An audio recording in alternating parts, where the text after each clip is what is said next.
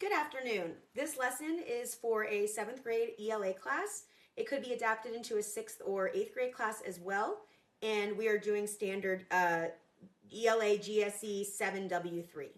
All right, let's go. Good afternoon, class. Today we're going to be making a narrative writing diamond, which is a graphic organizer, which will help us with our study of narrative writing. The standard we were working with today is 7W3. By the end of this lesson, we can write narratives to develop real or imagined experiences or events using effective techniques, relevant descriptive details, and well-structured sequences. By the end of this lesson, I will be able to create a narrative writing diamond that will assist me in creating my own narrative. So we'll check back in at the end of the lesson to see if we accomplished what we set out to do.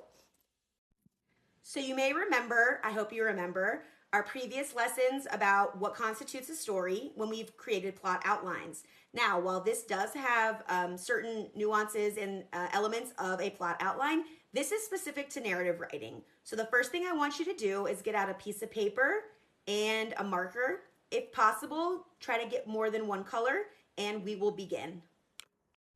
So just starting with the end in mind, we are gonna, this is what we're gonna have when we are all done, but let's go walk step by step so we can make one on our own. I've picked out 3 markers. You can use pen, pencil, highlighter, whatever, as long as you can distinguish between the different elements of the writing diamond. Okay, so the first thing that we are gonna want inside of our diamond is obviously to make a diamond. Try to make it a little big so you can have room to write details. If your diamond is not perfect, that is totally fine. This is less about the art and more about creating something to help you. All right, so now we have our diamond. We're gonna take the first element. So our first element, much like in a 5-paragraph essay or just writing in general, we need a hook. We need an entertaining beginning. This will ensure that the reader continues to read, which is what we want the most in a narrative. We want people to read it. So after we've written our entertaining beginning, we will then try to go into as much elaborate detail as possible. The reason why narratives are so interesting and exciting is because they have so many elaborate details. Elaborate details. So this can be details on the protagonist, the setting, even a particular object. But the main goal is to explain what we're about to be getting into and to obviously keep our readers and audience entertained. So after we've established our entertaining beginning and we've gone into some elaborate detail, we will then make sure we are doing this very important thing in all narratives: suspense. So again, you'll see that this writing diamond is a little bit different than our basic plot outline, but that is because we want to ensure our readers keep reading. So suspense. Suspense is often the build up to the main event in a story or the climax. For this lesson, I'm just going to be calling it the main event because it does not have to necessarily be a climax by textbook definition. So again, with this suspense, we want to keep our readers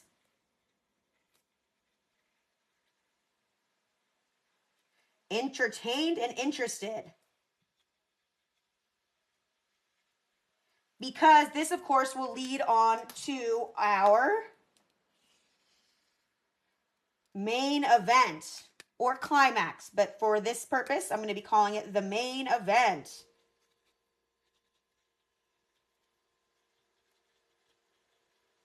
Right? Okay, this main event, and I know I'm switching markers over here. I told you guys I only had 3. I did have 4. This main event is going to show action.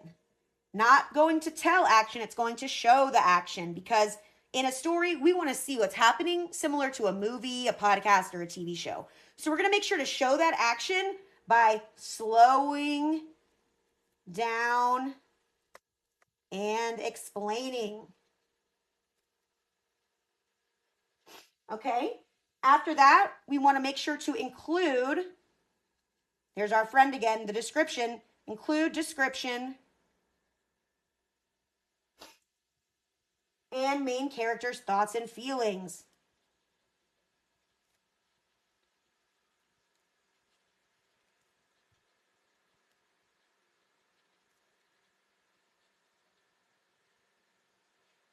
But wait, what about third person point of view? So if you're writing in third person using the pronouns he and she or they, then you may be wondering, how can I show those main characters' thoughts and feelings? Well, you don't necessarily have to. You can describe the feelings or emotions of the setting. The setting is always a key player. It can really show you what's going on in the story. You can describe other people's reactions to seeing the main event or anything like that. As long as you are going into detail and you are anchoring that main event back to the relevant events in the story, we're good. Okay, after our main event, I'm going to draw a dotted line right here because the next step is going to be kind of part of this. So what we're going to do is we are going to have, let's use a different color. We're going to have some sort of action leading to the solution or conclusion. Obviously, this can be different depending on what you are writing about, but we do want to have some sort of slope from the main event into the conclusion or into the end. After that part, you want to draw one more line, and then we're almost done. And this will be our extended ending. Just like we started with an entertaining beginning, we want to end with an entertaining closing and maybe a call to action or something that will inspire the reader to think of this narrative more than just once. So an extended ending, and you could end it with a memory, a wish, or any type of description.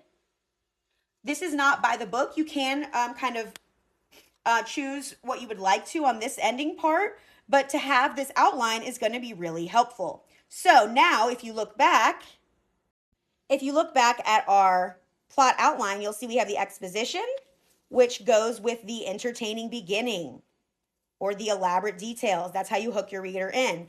Then the rising action, this follows suspense, our climax or the main event, and then our falling actions, the actions leading to the solution or conclusion, and then finally our conclusion. Now, some more experienced writers can begin their narrative in medias res, which means in the middle of things. However, for this lesson, we are just going to focus on the typical events in a plot outline. Same with our conclusion. We are not going to have a hanging ending conclusion. Once we master the plot outline, we can do that. But for now, we would like a nice, wholesome conclusion. So now when we do our in-class writing on narrative writing, we are going to be having our narrative writing diamonds right next to us while we are writing to ensure that we are following the correct steps. So now let's revisit our standard and I can statement. So our I can statement is, by the end of this lesson, I will be able to create a narrative writing diamond, which will assist me in creating my own narrative, which we have successfully done. We will obviously be studying this more in depth and applying our standards with it as well when we come to techniques and structured sequences. But definitely keep this by you while we are writing in class to ensure that you have hit every single mark and did not leave anything out. Thank you so much for watching my mini lesson on narrative writing, which is one of the 3 types of writing that we will be doing, including explanatory and research. And I really hope you guys enjoyed and have a lovely day. Thank you so much.